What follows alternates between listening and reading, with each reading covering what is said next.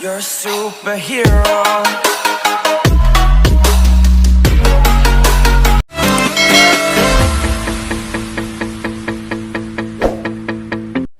Hello everyone, मैं Shashi Kumar from mechanical engineering आप सभी को अपने इस सेशन में स्वागत करता हूं। हमारा आज का सेशन है मटेरियल साइंस का चैप्टर नंबर 1 क्रिस्टल स्ट्रक्चर। पहले तो हमें ये जानना ज़रूरी है कि मटेरियल साइंस होता क्या है। तो मटेरियल्स की स्टडी को दो भागों में डिवाइड किया जाता है। एक होता है मटेरियल साइंस और दूसरा होता है मेट्रोलॉजी। मटेरियल साइंस वह पार्ट होता है जिसमें हम किसी भी मटेरियल का क्रिस्टल स्ट्रक्चर ना और उसकी प्रॉपर्टीज़ का हम जो है स्टडी करते हैं। उन स्ट्रक्चर्स पर क्या क्या इफ़ेक्ट्स होते हैं, क्या क्या इफ़ेक्ट आते हैं, इन सब चीज़ों का हम जो है स्टडी मटेरियल साइंस में करते हैं। मेट्रोलॉजी में हम ओर मिनरल्स और जो उन मिनरल्स से जो कहें तो मेटल्स का जो प्यूरिफिकेशन किया जाता है, ठीक, और से जो हम मिनरल्स का एक्सट्रैक्शन करते हैं, ये सब जो प्रोसेस हैं वो मेट्रोलॉजी में पढ़ते हैं और साथ ही साथ उनका एप्लीकेशंस भी हम लोग मेट्रोलॉजी में पढ़ते हैं। हमारा आज का जो टॉपिक है वो है क्रिस्टल स्ट्रक्चर। तो सबसे पहले हम क्रिस्टल स्ट्रक्चर के बारे में थोड़ा जो है जान लिया जाए। तो हम जो है पिछली कक्षाओं में भी पढ़ चुके हैं कि सॉलिड जो होता है, सॉलिड का जो बेसिक डिफिनेशंस हमको पता ही है। जैसे कि हमने यहाँ पर लिखा है a metal which possess a rigid defined shape and volume. कोई भी जो मेटल्स है वो उनके पास अपना एक डिफाइंड वॉल्यूम होता है, शेप होता है ना। जैसे कि मेटल हमारा एक एग्जाम्पल है सॉलिड का, एग्जाम्पल है सॉलिड का। हम एक एग्जाम्पल यहाँ पर ले लें तो बुक का एक एग्जाम्पल ले लिया जाए। तो ये है हमारा बुक।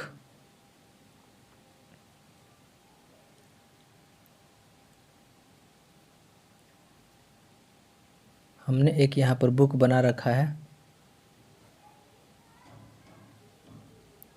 ये जो बुक है इसके पास अपना जो है वॉल्यूम होगा, ठीक है, वॉल्यूम होगा। और साथ ही साथ इसके पास जो है स्पेस है, कितना जो है स्पेस को ये ऑक्यूपाई कर रहा है, ये चीज़ इसके पास है। तो हम कह सकते हैं कि यह जो है एक सॉलिड है। क्या है? तो सॉलिड है, सॉलिड है। अब आते हैं, एक मिनट, अब आते हैं हाँ, ब्रेविस की थ्योरी के अनुसार हम बोले तो ब्रेविस जो साइंटिस्ट थे उन्होंने क्रिस्टल स्ट्रक्चर को 7 भागों में डिवाइड किया है, 7 भागों में डिवाइड किया है। पहले तो ये जान लें कि इंजीनियरिंग मटेरियल्स कितने टाइप्स के होते हैं। तो इंजीनियरिंग मटेरियल जो होते हैं 2 टाइप्स के होते हैं। एक होता है क्रिस्टलाइन, दूसरा होता है एमोर्फस। तो क्रिस्टलाइन का एक हम जो है डेफिनेशंस यहाँ पर रखे हुए हैं, लिखे हुए हैं। तो regular arrangement, define geometrical shape, melting point etc ना। कहने का मतलब है कोई भी जो सॉलिड है उसका ज्योमेट्रिकल शेप डिफाइंड होना चाहिए और जो इसके मॉलिक्यूल्स हैं वो नियमित रूप से अरेंज्ड होना चाहिए। कहलाते हैं क्या? तो क्रिस्टलाइन सॉलिड कहलाते हैं। एग्जांपल में मेटल हो गया, एलॉय हो गया, मिनरल्स हो गए, etc हो गया। अब आते हैं दूसरा जो है एमॉर्फस सॉलिड। तो एमॉर्फस सॉलिड वैसे सॉलिड जिनके जो मॉलिक्यूल्स होते हैं वो इरेगुलर रूप से अरेंज्ड होते हैं। उनका जो शेप होता है वो तो शेप होता ही है, लेकिन मॉलिक्यूल जो है नियमित रूप से अरेंज्ड नहीं होते। जैसा कि एग्जांपल है ग्लास, ग्लास एग्जांपल है हमारा। हाँ, ब्रेविस की थ्योरी के अनुसार जो हमने पहले कुछ देर पहले बताया था कि क्रिस्टल स्ट्रक्चर को हम 7 भाग में डिवाइड करते हैं। तो पहला होता है क्यूबिक, दूसरा होता है हेक्सागोनल, तीसरा होता है रोम्बोहेड्रल, फोर्थ होता है टेट्रागोनल, ऑर्थोरोम्बिक, मोनोक्लिनिक और ट्राइक्लिनिक। ये 7 जो हैं ये क्रिस्टल स्ट्रक्चर होते हैं। लेकिन हमें जो है, हमें अभी के क्लास में चूँकि हम जो पढ़ाने भी वाले हैं उनमें यही दोनों चीज़ पढ़ाने वाले हैं। क्रिस्टल स्ट्रक्चर के बहुत ही इम्पोर्टेंट टर्म है क्यूबिक और हेक्सागोनल। चूँकि अभी के जो हमारे क्लासेस हैं, अभी के जो हमारे सेमेस्टर्स हैं, कहें तो अभी के जो हमारे सेशन जो चल रहा है ईयर में, ये इन्हीं 2 टॉपिकों के डिस्कशन पर आधारित होगा मटेरियल साइंस में। और ये जो बाकी सब जो चीज़ें हैं इन सब का जो है हम स्टडी हायर क्लासेस में करते हैं, तो हम जो है इन जो पांचों जो चीज़ें हैं इनका जो स्टडी नहीं करेंगे, लेकिन इनके बारे में थोड़ी जो जानकारी है स्ट्रक्चर के बारे में हम जो है बेसिक जो है नॉलेज वो ले लिया जाए इन सातों से। तो पहला है क्या चीज़, तो पहला क्यूबिक स्ट्रक्चर है। तो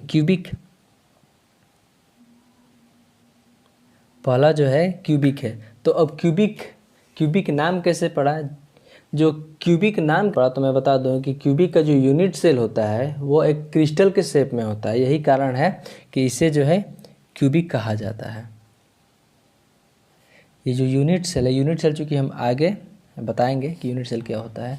तो देखा जाए पहले कि इसमें है क्या है कि ये देखो, ये एटम्स जो हैं, अगर हम कहाँ गया, एक मिनट थोड़ी सी, हाँ, अगर देखें तो हम बता दूं कि हमारा एक एटम ये है और एक एटम ये है, ये हो गया ठीक, और ये दूसरा एटम हो गया। ये जो एटम्स है ना आपस में सटे हुए हैं, ठीक है, सटे हुए हैं, यहाँ पर ऐसे ऐसे सटे हुए हैं। तो इनका सेंटर ये है, इनका सेंटर ये है, इनका सेंटर ये है, इनका सेंटर ये है। तो हमने क्या करा कि हम जो है इनको इससे मिला देंगे, इसको इससे मिला देंगे, इसको इससे मिला देंगे और इसको इससे मिला देंगे। उसी तरह से ये जो है आगे भी ऐसे ही जा कर के मिल जाएंगे, आगे जो है ऐसे ही जा कर के ये मिल जाएंगे।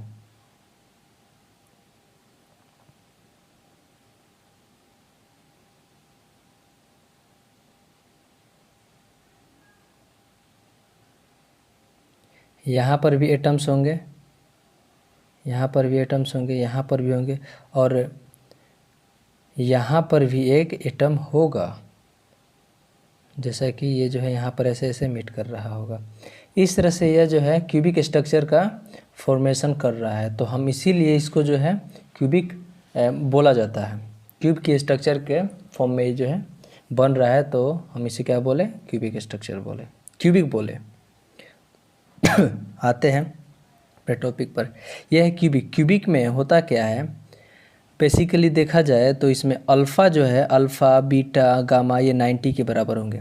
जो एंगल तीनों जो बन रहे हैं ना, तीनों जो एंगल बना हुआ है, ये यहाँ पर अल्फ़ा है, ठीक है, अल्फ़ा है, और ये है बीटा हमारा, नहीं गामा है, हाँ ये बीटा है, तो बीटा है हमारा ये, ठीक, और ये है गामा। तो ये जो तीनों जो एंगल है आपस में बराबर होंगे और 90 के बराबर होंगे। यहाँ पर है 90 के बराबर होंगे।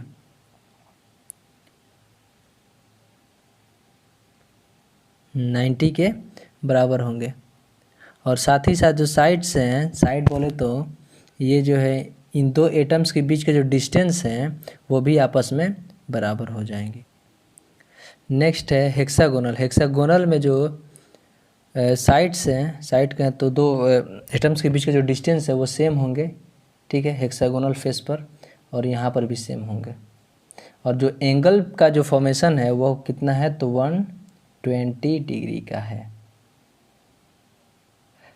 अब आते हैं नेक्स्ट में रोम्बोहेड्रल। रोम्बोहेड्रल में अल्फ़ा बीटा और गामा तीनों आपस में बराबर होंगी, लेकिन ये जो है 90 के बराबर नहीं होंगे। जैसा कि यहाँ पर पिक्चर में भी दिख रहा होगा फिगर। अगर हम क्यूबिक का बात करें तो क्यूबिक हमारा ऐसे होता था, एक मिनट, क्यूबिक हमारा ऐसे होता था,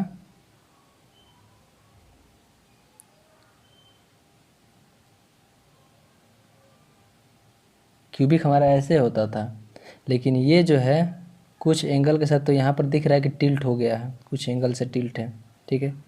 तो ये रोम्बोहेड्रल ही है ना, रोम्बोहेड्रल में थोड़ा सा टिल्ट होता है क्यूबिक के नज़रिए से देखा जाए तो देखें हम, तो अल्फ़ा बीटा और गामा आपस में तो इक्वल होंगी, लेकिन 90 के बराबर नहीं होंगी, लेकिन साइड्स आपस में बराबर होंगे। यही जो है रोम्बोहेड्रल का खासियत है। आते हैं अब आगे, अगला चीज़ हमारा है थर्ड नंबर, फोर्थ में आते हैं। तो फोर्थ में हमारा क्या है, तो हम पढ़ेंगे फोर्थ में टेट्रागोनल में होता क्या है कि अल्फ़ा बीटा और गामा तीनों जो एंगल्स है वो 90 के बराबर होंगी, लेकिन केवल दो ही साइड आपस में बराबर होंगे, और तीसरा जो साइड है वह जो है इन दोनों साइड से बराबर नहीं होगा, इन दोनों के बराबर नहीं होगा। ये हमारा अल्फ़ा है, अल्फ़ा हमने इसको माना है, इसको हमने बीटा माना है, इसको हमने गामा माना है। तो ये तीनों जो एंगल आपस में बराबर हैं, लेकिन ये जो साइड्स हैं साइड्स ये बराबर नहीं है। नेक्स्ट है ऑर्थोरोम्बिक। ऑर्थोरोम्बिक में होता क्या है, तो ऑर्थोरोम्बिक में अल्फ़ा बीटा और गामा तीनों जो एंगल्स हैं बराबर हो जाएंगे, 90 के बराबर होंगे, और जो साइड है वो बराबर नहीं होंगी। ये साइड और ये वाला साइड और ये साइड, अगर इसको ए मान लिया जाए, इसको बी मान लिया जाए, इसको सी मान लिया जाए, तो ये आपस में बराबर नहीं है। अब नेक्स्ट है मोनोक्लिनिक। मोनोक्लिनिक में होता क्या है, तो मोनोक्लिनिक में अल्फ़ा बीटा 90 के बराबर होंगी, लेकिन गामा 90 के बराबर नहीं होगा।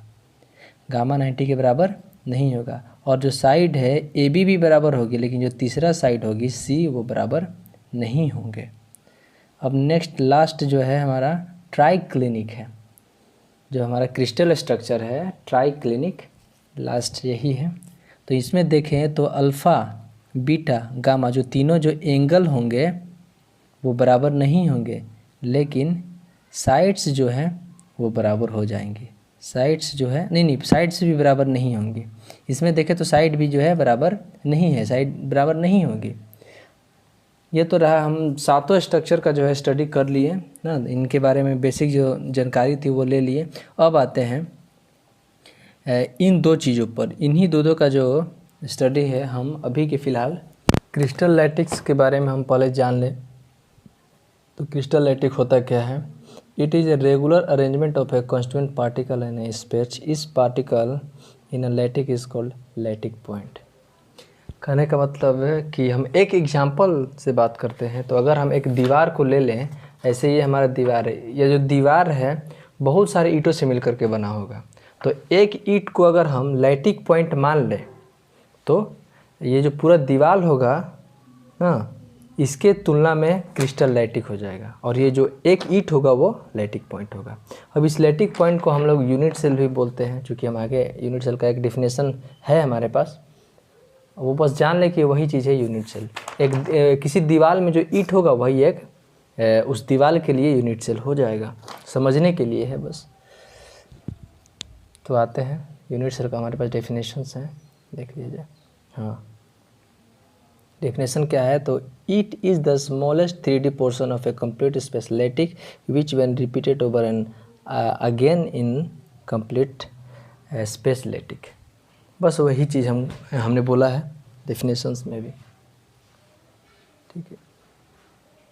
अब नेक्स्ट आते हैं, तो हम एक चीज़ बता दें कि जो क्रिस्टल स्ट्रक्चर होते हैं, तो क्रिस्टल स्ट्रक्चर को हम क्या करते हैं कि 7 भागों में डिवाइड करते हैं, और 7 भागों में जब हम एक एक कर सबका स्टडी करते हैं, चूँकि हमें 2 ही स्टडी करना है, क्यूबिक और हेक्सागोनल। तो अगर हम क्यूबिक के बारे में बात करें, तो क्यूबिक में जो वेरिएशन है, वेराइटीज़ है, वो 3 कैटेगरी में डिवाइड कर दिया गया है। एक होता है एसएससी, दूसरा होता है बीसीसी, तीसरा होता है एफसीसी। एसएससी का मीन्स होता है कि simple centred cubic structure. BCC का मतलब होता है कि बॉडी सेंटर्ड क्यूबिक स्ट्रक्चर, और एफसीसी का मतलब होता है फेस सेंटर्ड क्यूबिक स्ट्रक्चर। तो सबसे पहले हम एसएससी में आ जाएंगे। हाँ, चूँकि इन स्ट्रक्चर का जो वेराइटीज़ हैं 3 तरह तक हम तक तो डिवाइड कर ही दिए, लेकिन इन तीनों में हम क्या करेंगे कि हर बार में साथ जो चीज़ें इम्पोर्टेंस हैं ना, वो उन सब चीज़ों के बारे में हम जान लेंगे। यही जो 7 चीज़ें हैं, एग्ज़ाम के बेसिस से देखा जाए, कंपटीशन के बेसिस से देखा जाए, तो वो बहुत इंपॉर्टेंट रोल प्ले करते हैं। आते हैं अब हम एसएससी पर। एसएससी चूँकि होता क्या है, तो ये पहले जान लिया जाए कि एसएससी में मतलब कितने एटम्स होते हैं ना, यही जानना इम्पोर्टेंट हो जाएगा। तो देखा जाए तो एसएससी में जो यूनिट सेल है, चूँकि हमने यूनिट सेल तो बता दिया पीछे, तो बता दूँ कि all atoms are available only at the corner of a cube है, यानी किसी क्यूबिक स्ट्रक्चर चूँकि हम पढ़ रहे हैं, तो क्यूब में क्या होता है कि प्रत्येक कॉर्नर पर एक एटम्स होते हैं, और ये जो हमने यहाँ पर बताया है ये सेंटर हैं। किसके सेंटर हैं, तो एटम्स के। अगर हम एटम्स बनाने लगते हैं तो क्या होता है कि ये जो फिगर है नहीं दिख पाता, इसीलिए हमने क्या करा कि सेंटर से जो है इन सब चीज़ों को जो है दर्शा दिया है। तो देखें हम पहले कि यूनिट सेल में कितने एटम्स होते हैं और वो कहाँ होते हैं। तो यूनिट सेल में टोटल 8 एटम्स होते हैं और जो 8 एटम्स है इसके कॉर्नर पर प्रेजेंस होते हैं। ये तो रहा यूनिट सेल का जो है जानकारी एसएससी में। अब आते हैं नेक्स्ट है क्या चीज़, number of average atom in a unit cell. तो किसी भी यूनिट सेल में ये इंपॉर्टेंट होता है कि कितने जो एवरेज एटम्स जो हैं उस यूनिट सेल में होंगे, ये चीज़ निकालना बहुत ही इम्पोर्टेंट होता है। हम जो है ऐसे अज्यूम भी कर सकते हैं, लेकिन अज्यूम क्या करना, हमें जो है अगर एक न्यूमेरिकली देखा जाए तो हम एक फार्मूला से जो है वैल्यू को निकाल सकते हैं। पहले समझ लिया जाए कि ये कैसे हो सकते हैं। हाँ, तो देखें तो ये वाला फिगर अगर हम देखें ये एसएससी के लिए है। तो इसमें क्या है, एक चीज़ देखा जाए तो मैं बता दूं कि अगर ये गोला है, इस गोले को अगर हम ऐसे और ऐसे काट दें तो ये जो है इस तरह से डिवाइड हो जाएगा। ऐसे एक भाग यहाँ पर, दूसरा भाग यहाँ पर, और जो तीसरा जो भाग है ऐसे यहाँ पर बन जाएगा, और चौथा भाग ऐसे यहाँ पर बन जाएगा। उसी तरह से कहाँ गया, हाँ, उसी तरह से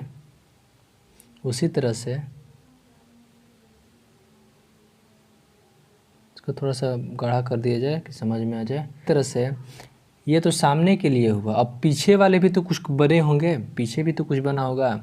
अगर हम इसको इस साइड से अगर मानते हैं, ये वाला साइड है, तो अब इस साइड के लिए हम इसको भी तो ऐसे लिख सकते हैं। एक मिनट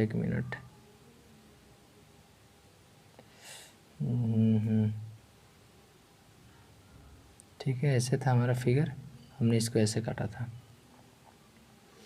तो देखा जाए तो अब इसके लिए अगर हम ऐसे मान लें,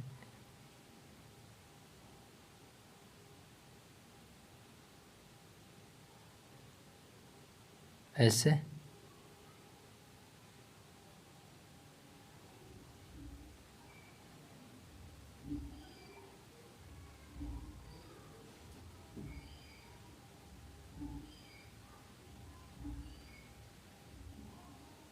ये जो है कितने हुए टोटल, तो 1 2 3 और ये 4 5 6 7 और ये 8, टोटल जो है 8 बने। 8 भाग, हम किसी गोले को 8 भाग में डिवाइड कर सकते हैं ऐसे।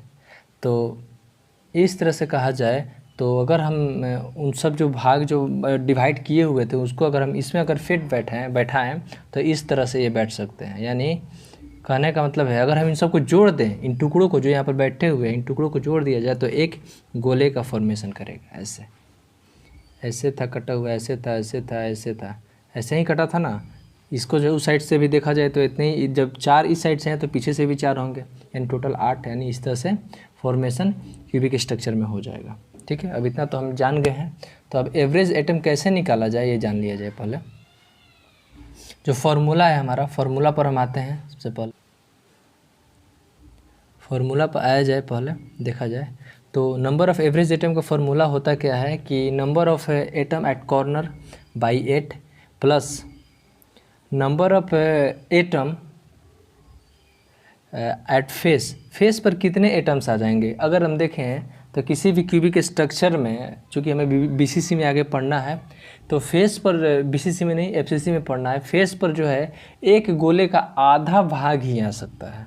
एक फेस पर किसी गोले का आधा भाग ही आ सकता है। इसीलिए हमने क्या करा कि गोले को जब हम आधा भाग में डिवाइड करेंगे तो यानी हम इसी कारण इसे जो है डिवाइड 2 से करेंगे। अगर हम जो है एक गोले को अगर हम 8 भाग में डिवाइड करते थे, जो कॉर्नर पर हमारे एटम्स होते थे, इसीलिए हमने इसको 8 से डिवाइड करा।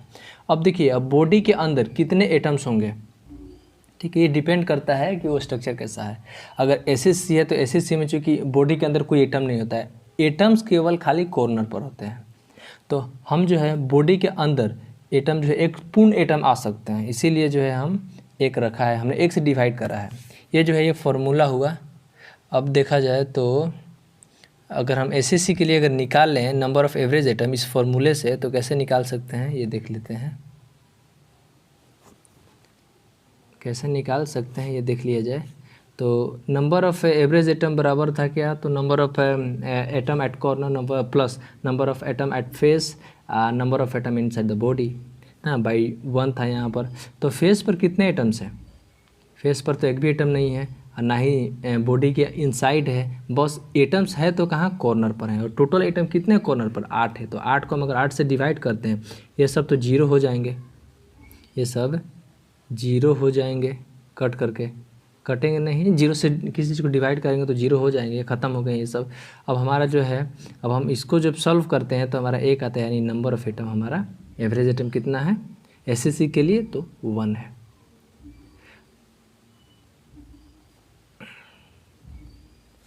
अब कोऑर्डिनेशन नंबर होता क्या है, तो सबसे पहले हम जान लें कोऑर्डिनेशन नंबर के बारे में।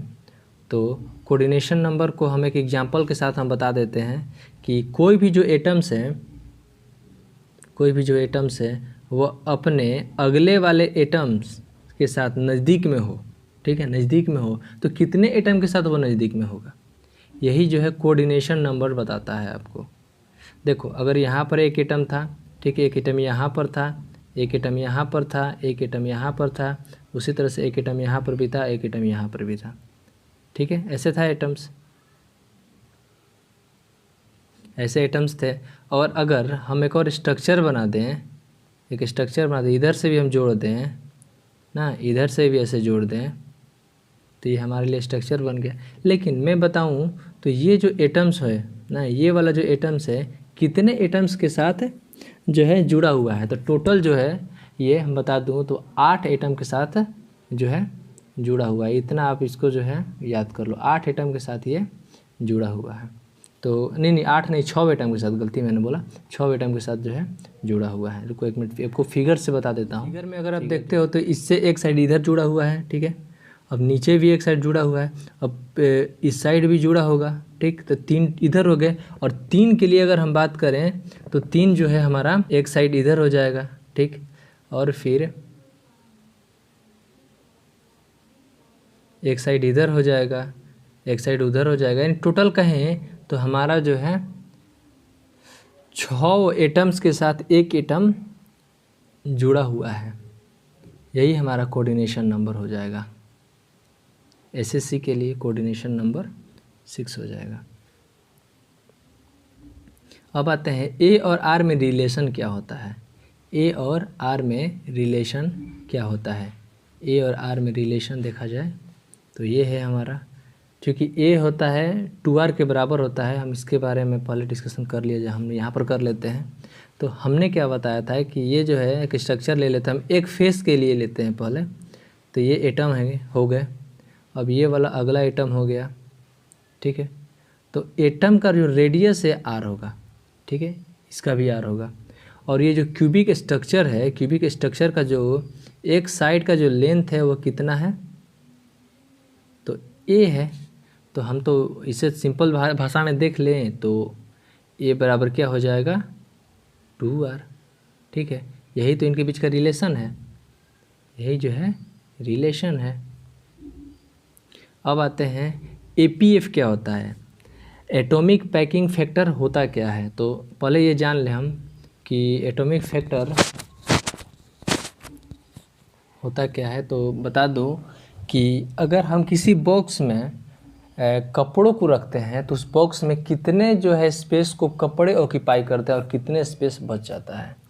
तो उसी तरह से एटम्स में उसी तरह से स्ट्रक्चर में कितना जो है एटम ना, एटम का कितना परसेंट उस स्ट्रक्चर को ऑक्यूपाई करता है और कितना परसेंट जो है खाली हो जाता है, इस चीज़ की जो जानकारी है APF के थ्रू हम जान लेते हैं। APF हमें ये बताता है कि वह स्ट्रक्चर कितना डेंस है। तो इसका जो है फॉर्मूला, सिंपल फॉर्मूला होता है ये वाला, volume of the atom is in unit cell ना divided by volume of the unit cell, ये जो है इसका फॉर्मूला होता है। तो अब आते हैं, फॉर्मूला तो ये हो गया, पता चल गया हमें। अब निकाला कैसे जाए एसएससी के लिए, तो एसएससी में हमने क्या निकाला था, नंबर ऑफ़ एवरेज एटम कितना होता है एसएससी में। तो एसएससी में नंबर ऑफ़ एवरेज एटम केवल 1 होता है, तो ये नंबर ऑफ़ एवरेज एटम है। और एक एटम चूँकि स्फेयर है तो स्फेयर का वॉल्यूम कितना होता है, इतना होता है। और जो यूनिट सेल है, यूनिट सेल हमारा तो क्यूब है, तो क्यूब का वॉल्यूम कितना होता है, ये होता है, ठीक है। अब ये होते हैं वॉल्यूम ना, इन दोनों का जब हम सोल्यूशन करते हैं तो हम क्या पाते हैं, ऐसे ऐसे देखा जाए तो 0.52 जो है वैल्यू हमें मिलता है, ये वाला। तो APF का जो है वैल्यू कितना हो गया, 52%। कहने का मतलब है कि क्यूबिक स्ट्रक्चर में 52% एटम्स ने क्या करा कि अपना स्ट्रक्चर को ऑक्यूपाई करा ना, सॉरी स्पेस को ऑक्यूपाई करा उस स्ट्रक्चर के, और बाकी जो बचे हुए जो स्पेस हैं वो क्या, तो वाइड के रूप में खाली रह गया। लेकिन ये जो देखा जाए तो बुक में बहुत ही कम मिलता है ना, बुक में बहुत ही कम मिलेगा, क्योंकि इसका एक एग्जाम्पल सटीक नहीं बैठ पाएगा।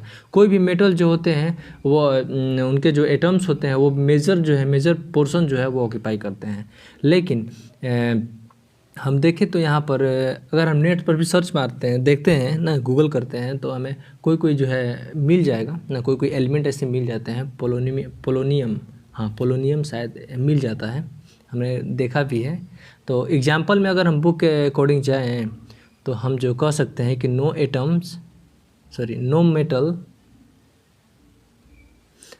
Metal is of such a low value of APF, यानी इस तरह के लो वैल्यू को कोई भी मेटल्स नहीं रखता है, ठीक, नहीं रखता है। अब नेक्स्ट है BCC में पहले बता दें, हमने जो है थोड़ा सा जो है डिस्कशन किया था BCC के बारे में। तो BCC में हम जो है इतना बता रहे हैं कि BCC का जो यूनिट सेल होता है उसमें जो एटम्स होते हैं उसके कॉर्नर पर तो होते ही हैं, लेकिन बॉडी के इनसाइड एक एटम होता है, बॉडी के इनसाइड जो है एक एटम होता है, ठीक है।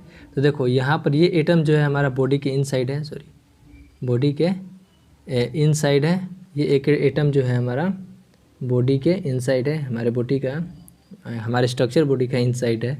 और जो बचे हुए जो एटम्स हैं ना, टोटल जो 8 जो एटम्स है, ये हैं और ये हैं, ठीक, और ये हैं, ठीक है। ये टोटल जो है 8 एटम यहाँ पर है, और एक बॉडी के अंदर भी है ना। तो टोटल एटम्स को अगर हम देखें, कैलकुलेट करें, number of average atom calculate करें तो वो कितना आ जाएगा, तो 2 आ जाएगा। 2 कैसे आएगा, ठीक है, ये देख लेते हैं। तो बॉडी के कॉर्नर पर कितने एटम्स हैं, 8 एटम्स हैं, ठीक है, हमने लिखा है यहाँ पर, फार्मूला कौन सा। और सेंटर में कितने हैं, सेंटर यहाँ पर फेस होगा, नंबर ऑफ फेस से गलती पुट हो गया होगा, हाँ, नंबर ऑफ एटम्स ना एट फेस पर कितने एटम है, तो एक भी एटम नहीं है, ठीक है। अब देखा जाए तो बॉडी के सेंटर में कितने एटम हैं, तो बॉडी के सेंटर में एक एटम है, हमने यहाँ पर तो दिखाया आपको कि बॉडी के सेंटर में कितने एटम हैं, तो एक एटम है, बॉडी के सेंटर में एक एटम है यहाँ पर, ठीक। तो कैलकुलेट करते हैं तो 2 आता है, यानी कहने का मतलब नंबर ऑफ एवरेज एटम ना कितने होंगे, BCC के लिए 2 हो जाएंगे।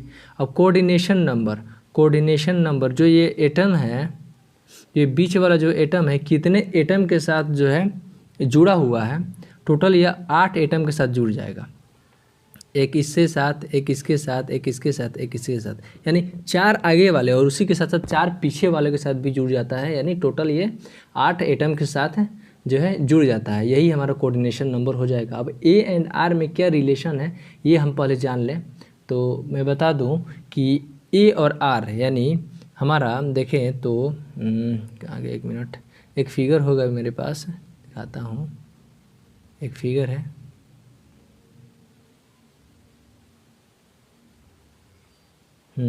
इस फिगर को आप अगर देखो तो समझ में आपको आ जाएगा। ये जो है BCC का एग्जाम्पल है, ठीक, BCC स्ट्रक्चर है, ठीक है, BCC स्ट्रक्चर है।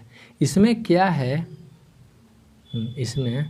इसमें क्या है कि ये जो है, ठीक है, ये जो है ये, और कहें तो ये जो डिस्टेंस है पूरा, ये पूरा डिस्टेंस में बात कर रहे हैं, पूरा डिस्टेंस का, ये जो पूरा डिस्टेंस ऐसे हो जाएगा, ठीक, और पूरा डिस्टेंस तो ये हो गया ना, और ये वाला, ठीक, और ये वाला, क्योंकि ये जो है आपस में बराबर होंगे तो हम जो है इसको ऐसे मान लेते हैं। तो ये है, ठीक, ये इससे क्या करा ना कि ये तो इससे हम R निकाल लेंगे, टोटल हमारा R कितना हो जाएगा, टोटल R देख लिया जाए तो पहले हमें तो रिलेशन निकालना है A और आर के बीच, ठीक है, ए और आर के बीच रिलेशन निकालना है। तो मैं बता दूं कि जैसे कि हमने फिगर में क्या बताया था कि फिगर में हमने दिखाया था आपको कि ये एटम जो साइड के एटम होगा और ये बीच में बॉडी के इनसाइड एटम होता है, ठीक है। तो अब यहाँ पर अगर हम इसको ऐसे मिला दें हम, तो ये डायगोनल हो जाएगा ना। डायगोनल कहने का मतलब है कि ऐसे ऐसे हो जाएगा, ठीक है। तो यहाँ से ये वाला एटम, ठीक, और यहाँ से ये पूरा एटम आ जाएगा और इसमें भी थोड़ा सा एटम आ जाएगा। तो ये आर, इसका एक आर, ठीक, और इसका आर, ये वाला और ये वाला और ये वाला आर। तो टोटल आर कितने हो गए? 4 आर हो गए। और यही जो 4 आर है कितने के बराबर होगा? तो कितने के बराबर होगा? तो ये 3√a के बराबर होगा। अब ये कैसे, ठीक है, कैसे होगा? तो मैं बता दूं कि जैसे कि हमने जो है इस फिगर में जो है दर्शाया हुआ है, इस फिगर में अगर हम इसको a मान लेते हैं तो इसका जो है इस स्क्वायर जो फेस है नीचे वाला, इसका डायगोनल कितना हो जाएगा? √2a, √2a हो जाएगा, ठीक है।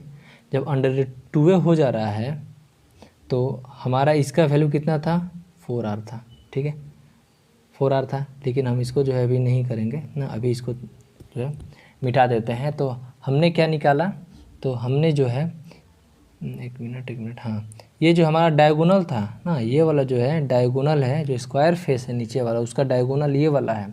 तो डायगोनल का वैल्यू कितना आया था? तो √2 × a आया था, और ये वाला a है। अगर हम पाइथागोरस प्रमेय लगाते हैं तो इसका जो वैल्यू है कितना आ जाएगा? √3 × a आ जाएगा। अब यही जो √3 × a है किसके बराबर हो जाएगा? तो ये जो है √3 है, ये जो है वह 4a के बराबर हो जाएगा।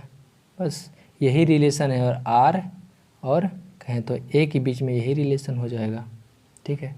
अब इसी चीज़ को हमें जो है निकालना है आगे, फॉर्मूला में यूज़ है इसका। देखें तो अब APF में हमें क्या करना रहता था? तो नंबर ऑफ़ एवरेज एटम, ठीक, इनटू एक एटम का जो है स्फेरिक एटम का जो है वॉल्यूम बटा में यूनिट सेल का वॉल्यूम। अब हम जब है सब चीज़ को पुट करते हैं और ए और आर के भी वैल्यू को हम क्या करते हैं? इसमें पुट कर देते हैं। तो पुट करने के बाद क्या आंसर आता है? 0.68 आता है। यही हमारा APF का वैल्यू हुआ। APF कितना % आया? तो 68% आया। यानी कहने का मतलब जो एटम है वो 68% उस स्ट्रक्चर को ऑक्यूपाई करते हैं, और बाकी जो है 32% वो खाली रहता है, ठीक है। तो एग्जाम्पल में देखा जाए तो एग्जाम्पल के लिए हम आयरन को ले लें ना, 910 डिग्री से 1400 डिग्री सेंटीग्रेड टेम्परेचर पर आयरन को छोड़ करके बाकी जितने भी आयरन के मतलब तापक्रम में जो आयरन होंगे वह इसके एग्जाम्पल होंगे। अगर देखा जाए तो नोट में लिख लिया जाए तो BCC जनरली जो होते हैं वो हार्ड ऑर्बिटल होते हैं, ठीक। अब अगला क्या है? तो अगला है FCC। हाँ, FCC के बारे में जो है जान लिया जाए। तो FCC होता क्या है, ठीक है। तो FCC में मैं बता दूँ, FCC यूनिट सेल में अगर मैं बता दूँ तो एटम जो होते हैं, हाँ, एटम जो होते हैं वो कॉर्नर पर भी होते हैं, ठीक। 1 atom, 2 atom, 3 atom, 4 atom, 5 atom, 6 atom और ये 7 एटम कॉर्नर पर एटम है, ठीक। एक है ये वाला, हाँ, ये वाला कहाँ गया? ये वाला, सॉरी, ये वाला 8 हो गया, ठीक। और कॉर्नर के साथ साथ जो एटम्स होते हैं इनके फेसेस पर भी होते हैं। देखा जाए तो फेस पर एटम्स कैसे दिख रहे हैं ना, फेस पर यहाँ पर एक एटम है और एक इस साइड भी एटम है और एक इस साइड भी है, इस साइड भी है, और ये नीचे से देखा जाए तो इधर भी है, और ये पीछे से देखा जाए ऐसे यहाँ पर भी एटम है। यानी टोटल जो है फेस पर कितने, क्यूब का जो फेस होता है वो कितना फेस होता है? टोटल 6 फेस होते हैं, यानी 6 एटम जो है इसके फेस पर है, ठीक। तो अब हम नंबर ऑफ़ APF निकालेंगे। तो हम क्या करेंगे कि पुट करेंगे 8 कॉर्नर पर एटम थे, 6 एटम हमारे फेसेस पर थे, और कोई भी जो एटम्स था बॉडी के इनसाइड नहीं था। यानी नंबर ऑफ़ एवरेज एटम कितना आया? 4 आ गया, ठीक है, 4 हमारा नंबर ऑफ़ एटम आया। अब कोऑर्डिनेशन नंबर कितना होगा? तो कोऑर्डिनेशन नंबर मैं बता दूं तो 12 हो जाएगा। और 12 कैसे आ गया? तो चलिए हम एक फिगर पर चलते हैं। कहाँ गया? यहाँ गया रे।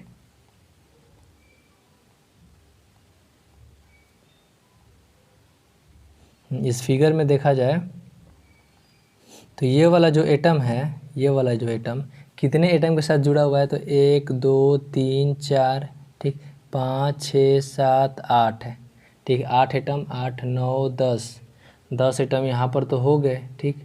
और साथ ही साथ है ये तो इस साइड के लिए हो गए। अब हम अगर हम बात करें तो ये वाला 8 हो गया, 10 हो गया था, 11 और ये नीचे एक 12, टोटल जो है 12 एटम के साथ जो है ये जो बीच वाला जो एटम है जुड़ा हुआ है, बीच वाला जो एटम जुड़ा हुआ है। तो कहें तो हमारे स्ट्रक्चर का जो कोऑर्डिनेशन नंबर कितना होगा, तो 12 हो जाएगा, कोऑर्डिनेशन नंबर 12 हो जाएगा। आते हैं अब अपने उसी टॉपिक पर।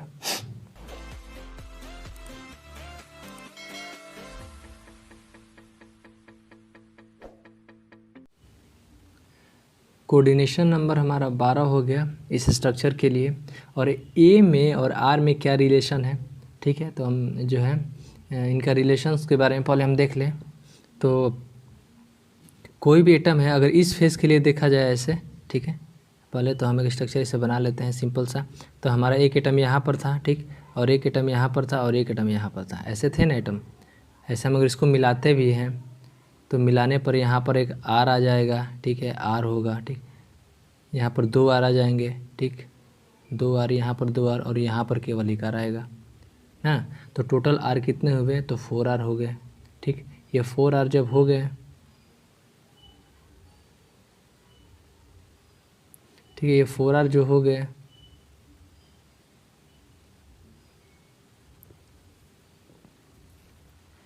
और ये कितना है, तो ये जो है 2 आर के बराबर है। 2 आर हमें तो ए से ना निकालना है रिलेशंस, तो पहले इसको जो हटा देते हैं, ए के साथ कंपैरिजन करना है। ओह पूरा हट गया, चलिए कोई बात नहीं, फिगर बना लिया जाए, ठीक है।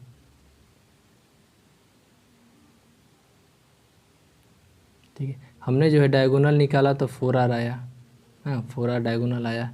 और ये जो है ये कितने के बराबर होंगे, तो ए है ये वाला ठीक, और ये हाइट है ये भी ए है ठीक। तो इससे हम क्या करेंगे, पहले पाइथागोरस प्रमेय लगा करके हम जो है इस डायगोनल का जो है ए के रिस्पेक्ट लेंगे, तो कितना आ जाएगा वैल्यू, तो जो वैल्यू जितना भी आए वो 4 आर के बराबर हो जाएगा। तो देखें हमने क्या निकाला है यहाँ पर अपना, हाँ हमारा जो वैल्यू था इतना आया, √2a बराबर 4 आर। तो इससे हमने ए और आर के बीच रिलेशन निकाला। अब इन्हीं रिलेशंस को हम एपीएफ जब निकालेंगे तो उसमें पुट कर देंगे। तो टोटल एवरेज एटम कितने थे हमारे एफसीसी स्ट्रक्चर के लिए, तो 4 थे ठीक है, 4 हमने पुट किया है। और सभी चीज़ को ए और आर का जो रिलेशन है हमने जो है पुट करा यहाँ पर, और बाद में हमारा निकालने के बाद वैल्यू कितना आया, तो 0.74 आया। तो एपीएफ का वैल्यू कितना हुआ, तो 74%। हाँ, एटम्स उस स्ट्रक्चर में 74% स्पेस को ऑक्यूपाई करते हैं, बाकी तो हमारा 26% खाली रहता है ठीक। इसका एग्जाम्पल देखा जाए तो एग्जाम्पल में आयरन जो है वह 910 से 1400 डिग्री सेंटीग्रेड टेम्परेचर पर का जो आयरन है वो इसका बेस्ट एग्जाम्पल है। और ये जो एफसीसी स्ट्रक्चर जो होते हैं वो डक्टाइल नेचर के होते हैं, डक्टाइल नेचर ठीक है, डक्टाइल नेचर के होते हैं। जैसे में एग्जाम्पल में हम यहाँ पर लिखे हुए भी हैं कुछ मटेरियल्स का एग्जाम्पल, एल्युमिनियम है, कॉपर है ठीक, और फिर Ag है, फिर Au है, ये सब जो है इनका एग्जाम्पल है ठीक है। अगला क्या है, तो अगले पर अब आते हैं, लास्ट जो है हमारे पास बचा हुआ है जो, तो हेक्सागोनल क्या है, तो हेक्सागोनल हाँ क्लोज्ड पैक्ड स्ट्रक्चर HCP। इसमें अगर हम यूनिट सेल की बात करें तो एटम्स कॉर्नर पर होते ही हैं, और इनके फेसेस पर भी एक एक एटम होते हैं, और बॉडी के इनसाइड 3 एटम होते हैं। तो देखा जाए तो इस फिगर में हमने जो है दर्शा दिया है, फेस पर एक एटम है, नीचे भी एक एटम है ठीक, और बॉडी में 3 एटम है। और कॉर्नर पर कितने एटम्स हो जाएंगे, ऊपर 6 है, ऊपर कितना है 6 है, हाँ नीचे 6 है। तो एवरेज एटम का जो फार्मूला है इसमें थोड़ा सा चेंजिंग आ जाएगा ठीक है, 6 नीचे हो जाएगा ना, number of average atom at corner ठीक, हाँ ये वाला है, तो बटा में टोटल 6 एटम्स आ जाएंगे नीचे के लिए। और फेस पर कितने हैं, 2 फेसेस हैं, तो 2 से डिवाइड कर देंगे। और इनसाइड है तो इनसाइड के लिए हम 1 ही रखेंगे। तो हमें क्या आया value, number of average atom का तो 6 आ गया, ठीक है। Number of average atom total 6 आया। ये तो नंबर ऑफ़ एवरेज एटम निकला। अब आते हैं कोऑर्डिनेशन नंबर्स कितना है, तो कोऑर्डिनेशन नंबर, ये जो बीच वाला जो एटम है ना, इसका जो है संपर्क कितने एटम्स के साथ है, नज़दीक में है, तो टोटल कितना है, तो 12 एटम के साथ नज़दीक में है। 6 नीचे के लिए और 6 ऊपर के लिए होंगे, ठीक है। तो ये 12 एटम के साथ जो बीच वाला जो एटम है वो जुड़ा हुआ है। चलिए ठीक है, अब हम यहाँ तक तो हमारा हो गया।